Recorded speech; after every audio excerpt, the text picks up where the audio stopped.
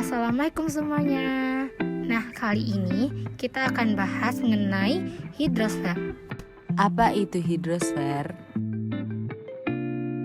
Hidrosfer adalah lapisan air yang ada di permukaan bumi.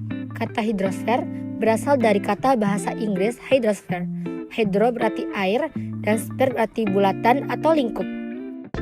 Jadi, hidrosfer merupakan lapisan air yang menyelimuti bumi. Hidrosfer di permukaan bumi meliputi danau, sungai, laut, lautan, salju atau gletser, air tanah, dan uap air yang terdapat di lapisan udara. Siklus air.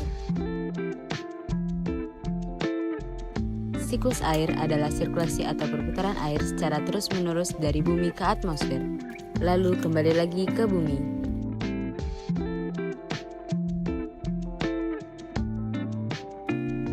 Evaporasi adalah proses penguapan air oleh panas matahari. Penguapan tersebut mengubah wujud air menjadi gas. Transpirasi adalah proses penguapan air dari tumbuh-tumbuhan melalui stomata atau mulut daun.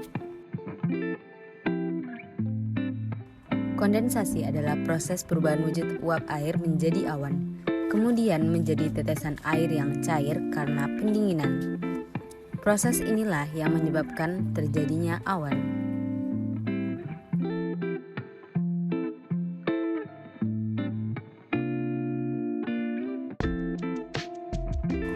Lalu terjadilah adveksi atau proses gerakan air secara horizontal melalui atmosfer karena perbedaan tekanan udara. Dan terjadilah presipitasi adalah proses ketika uap air yang terkondensasi jatuh ke permukaan bumi sebagai hujan.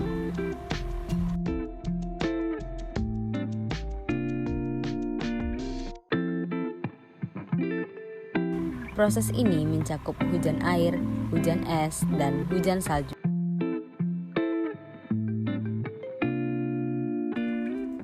Siklus pendek berawal dari penguapan evaporasi air laut. Setelah itu berkondensasi membentuk awan dan jatuh sebagai hujan presipitasi, masih di wilayah laut. Siklus sedang berawal dari evaporasi air laut dan air yang ada di permukaan bumi. Setelah itu, uap air berkondensasi membentuk awan. Awan tersebut terbawa angin sampai ke wilayah daratan dan jatuh sebagai hujan. Air hujan yang jatuh ada yang menjadi aliran permukaan meresap ke tanah, mengalir ke sungai dan akhirnya kembali ke laut. Siklus panjang berawal dari penguapan air laut dan air yang ada di permukaan bumi. Setelah itu, uap air tersebut berkondensasi menjadi gumpalan awan. Awan tersebut terbawa oleh angin dan jatuh sebagai hujan atau butiran es, yang disebut presipitasi. Di wilayah pegunungan yang membentuk gletser, mengalir masuk ke sungai dan akhirnya kembali ke laut. Perairan darat. Yang pertama adalah air tanah. Air tanah adalah air yang bergerak di dalam tanah yang terdapat dalam ruang antara butir-butir tanah yang meresap ke dalam tanah dan bergabung membentuk lapisan tanah yang disebut aquifer.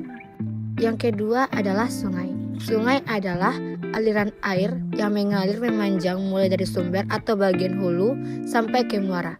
Sumber air sungai berasal dari air hujan dan pencairan air atau gletser. Selanjutnya adalah danau. Danau adalah satu tubuh air yang berasal dari curah hujan, sungai, mata air, dan air tanah dalam cekungan yang bentuknya bisa sangat bervariasi. Selanjutnya adalah rawa.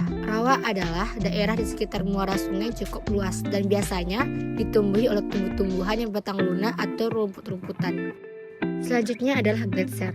Gletser adalah sebuah bongkahan atau endapan es yang besar dan tebal yang terbentuk di atas permukaan tanah yang merupakan akibat akumulasi endapan salju atau es yang mengeras dan membatu selama kurun waktu tertentu yang sangat lama. Perairan laut, yaitu pesisir dan laut. Pesisir adalah daratan di tepi laut yang tergenang pada saat air laut pasang dan kering pada saat air laut surut. Laut adalah tubuh air asin yang sangat luas dan saling terhubung antara yang satu dan lautan lainnya. Klasifikasi laut berdasarkan letaknya pada benua, berdasarkan kejadian atau perubahan yang dialaminya, berdasarkan kedalamannya, morfologi wilayah laut.